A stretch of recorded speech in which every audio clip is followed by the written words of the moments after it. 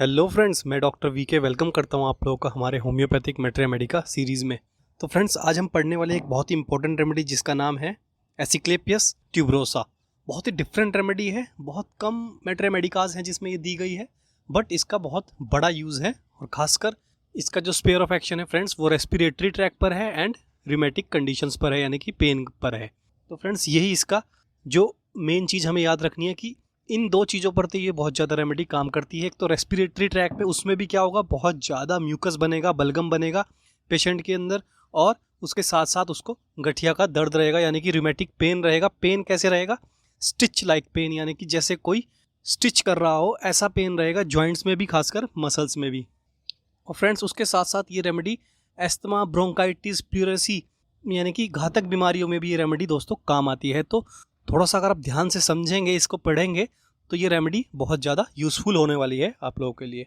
तो चलिए की यूज़ेस की तरफ चलते हैं और जानते हैं कि सबसे ज़्यादा यूज़ इसका कहाँ पर आता है। तो फ्रेंड्स, जैसे कि फर्स्ट पॉइंट में आप देख रहे हैं, कैथरे, बलगम, बहुत ज़्यादा बलगम बनता है पेशेंट के अंदर, बट इसकी जो कफ रहती है उसमें बिल्कुल भी म्यूकस नहीं रहता है, बट इसके पूरे रेस्पिरेटरी ट्रैक पे म्यूकस आपको ज़्यादा मिलेगा, इन्फ्लेमेशन मिलेंगी म्यूकस मेम्ब्रेन्स के अंदर, और पूरी बलगम से भरी रहेगी इसकी छाती। ऐसा पेशेंट अंदर महसूस करेगा। बट जब इसको खांसी होगी तो खांसी में पेशेंट बताएगा कि बिल्कुल सूखी खांसी है, हॉकिंग कफ है।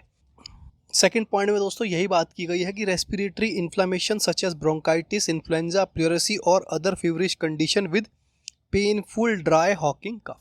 तो ये पॉइंट आप समझ ही गए होंगे कि पूरा स्पेयर ऑफ एक्शन इसका रेस्पिरेटरी ट्रैक पर है। फ्रेंड्स, लास्ट पॉइंट में बात की गई है rheumatic pen in the muscles and joint. तो पेन कैसा है उसके बारे में मैंने बता दिया, स्टिचिंग पेन है, जैसे कोई कुछ स्टिच कर रहा हो। तो चलिए अब चलते हैं इसकी रेमेडी प्रोफाइल पर और जानते हैं कि पेशेंट का नेचर कैसा मिलेगा और क्या फिजिकल सिम्टम्स रहेंगे, और सबसे इंपॉर्टेंट फ्रेंड्स मॉडलिटीज़ क्या रहने वाली हैं। तो फ्रेंड्स, ये आ गए हम इसकी रेमेडी प्रोफाइल पर। चलिए लाइन बाय लाइन समझते हैं ताकि आप लोगों को आसानी रहे। Those for whom Asclepius tuberosa is most appropriate tends to be depressed, languid and unable to concentrate। तो पेशेंट कैसा है? पेशेंट डिप्रेस्ड रहता है, और लैंग्विड का मतलब ही दोस्तों यही है कि थकावट, थक जाना किसी इलनेस के कारण, या फिर कोई ज़्यादा वर्क कर लिया, यानी कि तनाव है उसकी बॉडी में, तब तो थका थका सा पेशेंट रहेगा, और उसके साथ साथ वो कंसंट्रेट भी नहीं कर पाएगा। अगर एक स्टूडेंट आपके पास ये ऐसे प्रॉब्लम लेके आया तो वो बताएगा कि मैं जैसे ही पढ़ने बैठता हूँ मेरा ध्यान कहीं और चले जाता है, मैं कंसंट्रेट नहीं कर पा रहा हूँ, थोड़ी देर में ही मेरा ध्यान भटक जाता है। तो इस प्रकार से पेशेंट अपनी बात आपके सामने रख सकता है। तो ये तो हो गए उसके, यानी कि मेंटल उसका लेवल कैसा मिलेगा हमें। अब जानते हैं कि फिजिकल लेवल पे ज़्यादा क्या काम करती है। तो Asclepias tuberosa is associated particularly with rheumatic pain and catarrh. तो यही दो सबसे मुख्य पॉइंट है दोस्तों कि रूमेटिक पेन और कैथरे, यानी कि बलगम बहुत बनता है, म्यूकस बहुत बनता है, both tending to arise in damp weather. सबसे इंपॉर्टेंट लाइन है दोस्तों इस रेमेडी को समझने के लिए कि डैम्प वेदर में, यानी कि बारिशों वाला मौसम बहुत ज़्यादा प्रॉब्लम क्रिएट करेगा ऐसे पेशेंट के लिए। यानी कि जब भी बारिशों वाला मौसम होगा तो उसके रेस्पिरेटरी ट्रैक में प्रॉब्लम आएगी, और साथ के साथ रूमेटिक पेन, उसको जोड़ों में दर्द मिलेगा, मसल्स में दर्द मिलेगा। तो इस केस में हमें सबसे ज़्यादा क्या याद आती है, यानी कि रस्टॉक्स एंड डल्कामारा। तो फ्रेंड्स, ऐसा नहीं है, हमें प्रॉपर केस टेकिंग अगर हम करेंगे तभी हमें एक पेशेंट का समझ आएगा कि मेन प्रॉब्लम कहाँ से पैदा हो रही है और कब उसकी समस्या एग्रेवेशन हो रहा है, कब एमलेरेशन हो रहा है। तो इसलिए मैं अपनी पूरी सीरीज़ में दोस्तों आप लोगों को बार बार कह रहा हूँ कि केस टेकिंग करे बिना कोई भी रेमेडी प्रिस्क्राइब ना करें। और अगर आप स्टूडेंट हैं तो इस हिसाब से सोचिए कि क्या फ़र्क है रस्टॉक्स एंड डल्कामारा और क्या फ़र्क है एस्क्लेपियस ट्यूबरोसा में। क्योंकि डैम्प वेदर का नाम सुनते ही मान लीजिए कोई पेन का पेशेंट आया और उसने बताया कि जब से बारिशें हुई हैं मेरा दर्द बढ़ गया है, तो फ्रेंड्स मेरे दिमाग में खुद रस्टॉक स्ट्राइक करेगी, क्योंकि उसके लिए अगर गर्म से आराम मिल रहा है, यानी कि वो बंदा गर्म चीज़ में ढककर सोना चाहता है जहाँ पर उसको पेन है, तो मैं रस्टॉक्स प्रिस्क्राइब करूँगा। बट जब हम इसकी मॉडलिटीज़ को समझेंगे फ्रेंड्स, तब हमें समझ आएगा कि ये रेमेडी भी बहुत ज़्यादा इंपॉर्टेंट है। तो चलिए आगे पढ़ते हैं। The rheumatic pain is characterised by stitch like pain in the muscles and joint. तो जो मैंने आपको स्टार्टिंग में बताया था फ्रेंड्स कि उसका दर्द कैसा है, स्टिच लाइक, जैसे कुछ स्टिच कर रहा हो, कोई कुछ चुभा रहा हो, ये भी पेशेंट बता सकता है, और कुछ घोंप रहा है ऐसा भी बता सकता है, क्योंकि पेशेंट को कंफर्म नहीं होता है। ये तो हमने एक बात पढ़ ली। तो फ्रेंड्स, आगे बात करते हैं। The remedy may be prescribed for many forms of respiratory inflammation such as bronchitis, influenza, pleurisy और other feverish condition with a painful dry hacking cough. तो ये सब बात हम पहले भी कर चुके हैं दोस्तों कि ये रेमेडी ब्रोंकाइटिस के लिए भी काम आती है, इन्फ्लुएंजा के लिए भी काम आती है, प्लेरेसी के लिए भी काम आती है। फ्रेंड्स, ब्रोंकाइटिस आप लोग समझ गए होंगे कि हमारा जो लंग्स हैं उनके अंदर जो ब्रोंकियोलीज होती हैं उनके अंदर इन्फ्लामेशन आ जाता है। प्लेरेसी का मतलब है कि लंग्स में पानी भर जाना। तो इतनी बड़ी बड़ी बीमारियों के लिए रेमेडी काम आती है। और उसके साथ साथ बुखार की कंडीशन में भी ये रेमेडी काम आती है।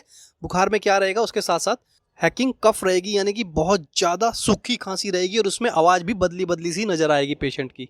आगे बात की गई है फ्रेंड, द चेस्ट में feel warm with sharp pain especially when breathing deeply. तो इस बात में बताया गया है फ्रेंड्स कि जब भी इंसान लंबा गहरा सांस लेगा तो उसको पेन होगा चेस्ट में, और उसके साथ साथ कैसी फीलिंग आएगी, एक वार्म फीलिंग आएगी चेस्ट के अंदर। तो ये बहुत ही इंपॉर्टेंट पॉइंट है। अगर आप पेशेंट से पूछेंगे इस पॉइंट को और उसने ये बात कंफर्म कर दी कि जब भी मैं लंबा गहरा सांस लेता हूँ मेरी चेस्ट में पेन रहता है, उसके साथ साथ एक वार्म फीलिंग रहेगी चेस्ट में, तो ये रेमेडी आप लोग प्रिस्क्राइब कर सकते हैं, but after case taking. Last line में बात की गई है, the above symptoms are often accompanied by copious perspiration, catarrh and restless uneasy sleep. इन सब सिम्टम्स के साथ साथ उस पेशेंट के अंदर बहुत ज़्यादा पसीना भी रहेगा और उसके साथ साथ उसके अंदर बेचैनी रहेगी, और उसकी जो स्लीप है, मतलब सोएगा तो पर वो इतनी आरामदायक नींद नहीं रहेगी। वो बताएगा कि मैं सोकर भी ऐसा लग रहा है मुझे कि मैं अच्छी तरह नहीं सोया हूँ। और उसके साथ साथ बलगम तो इस रेमेडी में रहेगा ही रहेगा फ्रेंड्स। तो ये तो इसका एक छोटा सा ओवरव्यू हो गया है फ्रेंड्स। अब चलते हैं सबसे इंपॉर्टेंट पॉइंट पर, जो कि है इसकी मोडेलिटीज़। तो सिम्टम बेटर कब हो रहे हैं, for bending forward which is pen in the lung. तो फ्रेंड्स, ये सिम्टम काली कार्प से बहुत ज़्यादा मिलता जुलता है। पेशेंट को जब बहुत, यानी कि अगर ब्रोंकाइटिस की समस्या है मान लीजिए, तो उसमें उसे आराम कैसे मिलेगा। मान लीजिए उसको बहुत ज़्यादा सांस चढ़ गया है तो वो थोड़ा सा आगे की तरफ झुक जाएगा, जिससे उसका जो लंग्स में पेन है उसमें थोड़ा सा आराम मिलेगा। और एग्रावेशन कब हो रहा है, for movement, for deep breathing, for lying down in the morning in winters. तो ज़्यादा चलेगा फिरेगा तब भी उसको एग्रावेशन हो जाता है। डीप ब्रीदिंग की बात तो हम कर ही चुके हैं कि जब भी वो लंबा गहरा सांस लेगा उसकी चेस्ट में पेन होगा। लेटने से भी उसको समस्या आ सकती है फ्रेंड्स। और सुबह सुबह जब वो उठेगा या फिर सुबह सुबह जब ठंड का मौसम होगा तब उसको और ज़्यादा एग्रावेशन होगा। और विंटर्स में तो एग्रावेशन होगा ही होगा फ्रेंड्स, क्योंकि उसको ब्रोंकाइटिस भी हो सकता है, प्लेरेसी भी हो सकती है, और साथ में अगर बहुत ज़्यादा बलगम उसके अंदर है तो उसको सांस लेने में बहुत ज़्यादा प्रॉब्लम आ सकती है, खासकर विंटर्स में। तो फ्रेंड्स, ये था एक्लेपियस का एक छोटा सा ओवरव्यू। बट अगर आपको अब भी कोई डाउट है तो कमेंट बॉक्स में कमेंट कीजिए, आपकी क्वेरी को जरूर कंप्लीट किया जाएगा। एंड फ्रेंड्स, आज के लिए इतना ही। कल आपसे फिर मिलेंगे एक नई रेमेडी के साथ। तब तक के लिए धन्यवाद।